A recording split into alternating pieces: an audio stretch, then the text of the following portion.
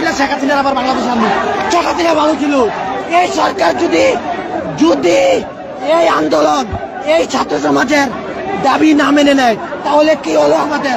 কি বাংলাদেশের রক্ত নিয়েও সিন্ডিকেট শুরু হয়ে গেল ভাই। হসপিটালে রক্ত থাকার পর বলে রক্ত নাই। আসলে বাংলাদেশে জন্মগ্রহণ করে আমরা করছি জীবন সবচেয়ে বড় ভুল। আমাদের বাপ মা করছে ভুল। সুপ্রিয় সরকার বানাইছি আমরা, সেনাবাহিনীর হাতে সরকার দিছি, তারা বাংলাদেশের বালের উন্নয়ন করতে পারে না। শিক্ষার্থীরা কিন্তু যে পুলিশের ব্যারিকেড সেটি ভেঙে এখন তারা সচিবালয় অভিমুখে যাচ্ছেন। তারা ঠিক সচিবালয়ের সামনে। মাইলস্টোন কলেজের শিক্ষার্থীদের একটি গ্রুপ সাম্প্রতিক বিমান দুর্ঘটনার তদন্ত ও দায়ীদের বিবেচনার দাবিতে রাজপথে নেমে এসেছে। হাজার হাজার শিক্ষার্থীরা শান্তিপূর্ণ আন্দোলন শুরু করলেও ঘটনাবলীর মোড় নেয় উত্তেজনাপূর্ণ পথে। প্রত্যক্ষদর্শীদের মতে দুর্ঘটনার পর বহু শিশু নিহত হয়েছে বলে অভিযোগ উঠে এসেছে। কেন বলা হচ্ছে 20 জন মারা গেছে? প্রমাণ লাগবে আপনার? আর্মি যে ইয়া করছে, দেখেন আপনি প্রমাণ নেন, ভিডিও সব প্রমাণ দিতে চাই। এই যে কেন আর্মিরা কেন গায়ে তুলবে?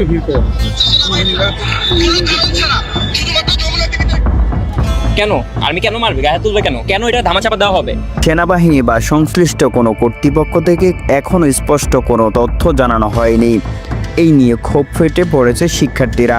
রাজধানীর বিভিন্ন প্রান্তে জড়ো হয়ে শিক্ষার্থীরা সরকারের পদত্যাগ দাবি করে। সচিবালয়ের সামনে শিক্ষার্থীদের মিছিলে বাধা দিলে উত্তেজনা ছড়িয়ে পড়ে। দেখছেন যে সচিবালয়ের মূল ফটক ভেঙে শিক্ষার্থীরা সচিবালয়ে প্রবেশ করেছে। কিছুক্ষণ আগে যে সমস্ত শিক্ষার্থীরা শিক্ষা উপদেষ্টার পদত্যাগের দাবিতে সচিবালয়ের সামনে অবস্থান করছিল, সেই সমস্ত শিক্ষার্থীরা এই কিছুক্ষণ আগে মূলত সচিবালয়ের মূল ফটক। কিছু শিক্ষার্থী কর্তৃপক্ষের গাড়ি বহরে হামলা চালায়, ভাঙচুর হয় সরকারি যানবাহনে। মোটরসাইকেল কিন্তু এখানে ভেঙে ফেলা হয়েছে এবং আপনাদের দেখাতে চাই যে এখানে একটি দাঁড়িয়ে থাকা যে মাইক্রোবাস সেটিও কিন্তু ভেঙে ফেলছে শিক্ষার্থীরা। এর ভিতরে বেশ কয়েকটি গাড়ি দাঁড়িয়ে ছিল, সেসব কিন্তু ভেঙে ফেলছেন।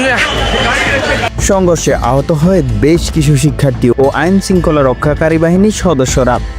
সেনাবাহিনী ও পুলিশের সঙ্গে শিক্ষার্থীদের ধাক্কাধাক্কি ও হাতাহাতির ঘটনাও ঘটেছে বলে জানিয়েছে প্রত্যক্ষদর্শীরা। এই ঘটনার রেশ ধরে সরকারের 2 উপদেষ্টা পদত্যাগ করেছেন। জরুরি ভিত্তিতে বৈঠক ডেকেছেন ডাক্তার মোহাম্মদ ইউনূস। সব দলের নেতাকর্মীদের নিয়ে পরিস্থিতি নিয়ন্ত্রণের করণীয় আলোচনা বসেছে তিনি। অন্যদিকে পরিস্থিতি মোকাবেলায় প্রধানমন্ত্রী শেখ হাসিনা আওয়ামী লীগের সব নেতাকর্মীদের মাঠে থাকার নির্দেশ দিয়েছেন। আওয়ামী লীগের তরফ থেকে জানানো হয়েছে অরাজকতা ভাঙচুর নামে কেউ যেন অস্থিতিশীল সৃষ্টি করতে না পারে, সেজন্য দলীয় সক্রিয় থাকতে বলা হয়েছে।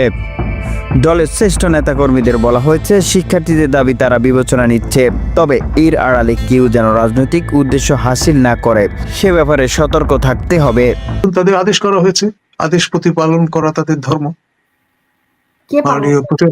মাননীয় প্রতিরক্ষা মন্ত্রী সরকার প্রধান, তার অ্যাবোর্ড হচ্ছে, তার অফিস হচ্ছে সচিবালয়। যদিও তিনি কম সময়ের জন্য সেখানে এ পর্যন্ত গিয়েছেন, লম্বা সময়ের জন্য যাননি এখন পর্যন্ত। স্যার, এই যে আনিসুর রহমান প্রশ্ন করছেন যে সরকারের মেয়াদ আর কতদিন আছে? মেয়াদ তো ডেফিনেটলি যারা সরকারকে পছন্দ করেন না তারা মনে করেন যে আগামীকাল পর্যন্ত যদি থাকে তাহলে তারা খুশি হন। মূল বিষয় সেটি হচ্ছে ক্রমে ক্রমে কিন্তু সরকার আনপপুলার হয়েছে বা হচ্ছে, এবং অন্য ভাষায় বলতে গেলে পচে গেছে কোটানকোট। এখন একটি সরকার যখন তার সম্পর্কে পারসেপশন দাঁড়ায় এরকম যে এটি পচে গেছে, তখন কিন্তু এই শবদেহ বেশি দিন আর ক্যারি করা যায় না। উপদেষ্টা হয়েছেন নাহিদ ইসলাম, তিনি একটি খবরের কাগজ দিয়ে ঢেকে রেখেছেন তার পুরো, যাতে কাল সেটে যেটা পড়েছে অত্যাচারের কারণে সেটি যাতে কেউ না দেখে ফেলে। তো সেই যে তাদের ঘোষণা ছিল, তারা মোটামুটি পিছু হটেছেন, মাথা নামিয়ে ফেলেছেন ইত্যাদি ইত্যাদি। কিন্তু মজার ব্যাপার হচ্ছে আপনার এই যে অবস্থাটি, এখানে নিশ্চিত করে কোনো কিছু বলা যাচ্ছে না। কখন কোন দিকে পরিস্থিতি বন্যায় এটা আসলে বলা মুশকিল। এখন স্যার, আজকে আমি আপনাকে একটা ভিডিও দেখাতে চাই, সেটি হচ্ছে গিয়ে যেই স্কুলটি, মাইলস্টোন স্কুলটিতে যে প্লেনটি যখন বিধ্বস্ত হয় সেই সময়কার একটা সিসি ক্যামেরার ফুটেজ আমি পেয়েছি, আমি একটু দেখাই আপনাকে। আমাদের যে প্রধান উপদেষ্টা যেসব সিদ্ধান্ত নিয়েছেন, বিতর্কের সৃষ্টি করেছেন, সবার জন্য টাকা পয়সা ভিক্ষা চাওয়া শুরু করেছেন, ত্রাণ তহবিল করেছেন, তার ত্রাণ তহবিল এবং ফাউন্ডেশন নিয়ে অনেক বিতর্ক আছে। সেই টাকাগুলো কোথায় যায় প্রধান উপদেষ্টা ছাড়া আর কেউই জানেন না। উনি আবার এদেরকে, এখন এরা কি টাকা চেয়েছে আপনার কাছে? একটা রাষ্ট্রের দায়িত্ব এই মুহূর্তে এগিয়ে আসা, কার থেকে টাকা নিতে হবে চাইতে হবে প্রয়োজন তো নেই। আপনি খরচ করেন, এখন রাষ্ট্রের কেউ তো কিছু বলবে না এই মুহূর্তে, এই বিপদের মুহূর্তে। তাদের প্রয়োজনে তাদের পাশে দাঁড়াতে যত যা কিছু করা প্রয়োজন আপনি করুন, কিন্তু আপনি যে ব্যাংক অ্যাকাউন্ট খুলে আপনারা টাকা দেন, সেম যারা মারা গেছে, যারা আহত হয়েছে, তাদের বাবা মাকে অপমান করা হয়েছে। আবার বলা হয়েছে প্রধান উপদেষ্টার দপ্তর থেকে যে আমরা তাদের দাফনের ব্যবস্থা করব, তাদের কবর সংরক্ষণ করব। আহারে, কে দাফনের কথা আপনাদেরকে বলেছে? কে সংরক্ষণের কথা আপনাদের কাছে দাবি জানিয়েছে? কেউ জানায়নি। এই কথা বলে আরো তাদেরকে তাদের সাথে প্রতারণা করা হয়েছে, দুঃখ দেওয়া হয়েছে। প্রধান উপদেষ্টা এই কাজগুলো না করলেও পারতেন। তিনি 4 দলের সাথে মিটিংটা যদি আইন শৃঙ্খলা পরিস্থিতির জন্যই আলোচনা করেন, সেটা আরো পরে করলেও পারতেন। ছাত্ররা যে 6টি নৈতিক দাবি নিয়ে গিয়েছিল, শিক্ষা উপদেষ্টার পদত্যাগ, শিক্ষা উপদেষ্টার কি ভূমিকা ছিল এই দুর্ঘটনার সময়? কেন তিনি শিক্ষা উপদেষ্টা হয়েছেন? কেন তাকে রাখা হয়েছে? ওই দিন তার কি পদক্ষেপ ছিল? কি পদক্ষেপ তিনি নিয়েছেন? কি ইনস্ট্রাকশন তিনি দিয়েছেন? দেন নাই, কিছুই দেন নাই। কাজেই ছাত্রছাত্রীরা তাদের নৈতিক দাবি থেকে তারা দাবি জানিয়েছে যে তারা তার পদত্যাগ চায়। তিনি রাত 3টার সময় এইচএসসি পরীক্ষা বাতিল ঘোষণা করেছেন। তার আগে সিদ্ধান্ত নিতে পারেননি। দেশে এত বড় একটা ডিজাস্টার হলো, যে কারণেই হয়েছে তো। এই অবস্থায় পরদিন কিভাবে এইচএসসি পরীক্ষা হয়? জাতীয় ঐক্যবদ্ধ এইচএসসি পরীক্ষা দেবে না বা হতে পারে না এই সময়, কিন্তু আপনারা সরকারে আছেন, আপনারা সিদ্ধান্ত নিতে পারলেন না। সেটি রাত 3টা-4টা বেজে গেছে সেই সিদ্ধান্ত নিতে। কাজে শিক্ষা উপদেষ্টার পদত্যাগ চাওয়াটা ঠিকই আছে। এবং তারা যখন সচিবালয়ে গিয়েছিল, হ্যাঁ, ছেলে মেয়েদের তো আবেগে আপ্লুত, তাদের সহপাঠীরা মারা গেছে, ছোট ছোট শিশুরা মারা গেছে, তারা আবেগ তাড়িত হয়ে সচিবালয় অভিমুখে রওনা দিয়েছে এবং সেখানে তাদেরকে আবার। এই যে সরকারের যে তৎপরতা, তারা অনেক কিছু করতে চাচ্ছে, কিন্তু এই ঘটনার জন্য দায়ী কি? দেখুন ঘটনা কি? ঘটনা হলো বিমান বাহিনীর একটা প্রশিক্ষণ বিমান ধসে পড়েছে, বিধ্বস্ত হয়েছে। কোথায় পড়েছে? শিক্ষাঙ্গনে, একটা স্কুলে। তাহলে এখানে আর তাদের দরকার কি? চিকিৎসা। তো মূলত 3টা মিনিস্ট্রি আমি ধরি। একটা হলো প্রতিরক্ষা মিনিস্ট্রি অথবা বিমান বাহিনী, আরেকটা হলো শিক্ষা মন্ত্রণালয় যেহেতু শিক্ষাঙ্গনে, আরেকটা হলো এদেরকে চিকিৎসা করতে হবে, সেটা হলো স্বাস্থ্য মন্ত্রণালয়। আমি যদি এই 3টা মন্ত্রণালয়ের কথা বলি, এদের পারফরমেন্স কি?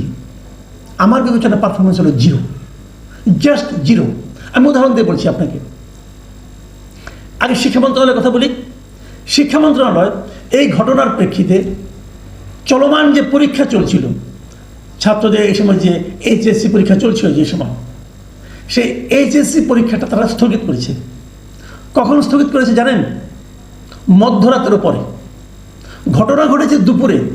শিক্ষা মন্ত্রণালয় সিদ্ধান্ত নিতে পারে নাই পরীক্ষা আদৌ স্থগিত হবে কি হবে না। সেটা তারা স্থগিত করেছে রাত্র 2:41 জাতি প্রথম জেনেছে যে পরীক্ষাটা স্থগিত করা হয়েছে। কিভাবে জেনেছে? তাও তথ্য মন্ত্রণালয়ের যিনি উপদেষ্টা আছেন মাহফুজ আলম, ওনার ফেসবুকে উনি বলেছেন যে উনি শিক্ষা উপদেষ্টার সঙ্গে আলোচনা করে তারপরে সিদ্ধান্তটা জানিয়েছেন। তো দুনিয়ার সবাই কি ওই রাত্র 2:41 পর্যন্ত বসেছিল? সকালবেলা অনেকে গেছে, সারা দেশে পরীক্ষা, সকালবেলা অনেকে পরীক্ষা দিতে গিয়েছে, যে এনেছে যে পরীক্ষা স্থগিত। এই হলো শিক্ষা মন্ত্রণালয়ের পারফরমেন্স। স্বাস্থ্য মন্ত্রণালয়ের পারফরমেন্সটা প্রথমেই বললাম। স্বাস্থ্যমন্ত্রী কোথায় দেখা যাচ্ছে না, উনি আসেন কি নাই কেউ জানে না। প্রতিরক্ষা মন্ত্রণালয়, ওটা তো আমাদের মানে একজন জাতীয় নিরাপত্তা উপদেষ্টা আছেন, উনি এই ব্যাপারে হেড করবেন, উনি যে কোথায় আছেন কেউ জানে না, ওনার কোনো রা শব্দ দেখি নাই। প্রধান উপদেষ্টার মন্ত্রণালয়ের মধ্যে আছে। প্রধান উপদেষ্টা কী করেছেন? কাল রাতে একটা 5 মিনিটের একটা ভাষণ দিয়েছেন। ওই ভাষণে মানে কান্নাকাটি করা ছাড়া কিছু করেন নেই উনি। ওনার কাছ থেকে মানুষ একটা প্রতিকার চায়, একটা সিদ্ধান্ত চায়, সেটা কোথায়? আমরা কেউ দেখিনি। আচ্ছা, বিমান বাহিনী একটা বিমান করলো, বিমান বাহিনীর প্রধান কোথায় এখন? কেউ দেখেছেন? তার কোনো কথা শুনেছেন? শুনলাম উনি নাকি তুরস্কে আছেন। ঠিক আছে, তুরস্কে আছেন, ওইখান থেকে কিছু একটা উনি বলতেন। দেশ এক অনিশ্চয়তার মুখোমুখি দাঁড়িয়ে আছে। শিক্ষার্থীদের আন্দোলন কোথায় গিয়ে পৌঁছাবে? রাজনৈতিক অঙ্গনে এক প্রভাব কেমন পড়বে? সে প্রশ্ন এখন সবার মুখে। সরকারের পক্ষ থেকে শান্তিপূর্ণ সমাবেশের পথে তারা আগ্রহী, তবে বিশৃঙ্খলা হলে তা কঠোরভাবে দমন করা হবে। চোখ রাখুন আমাদের পরবর্তী আপডেটে। এই ছিল এখনকার তথ্য।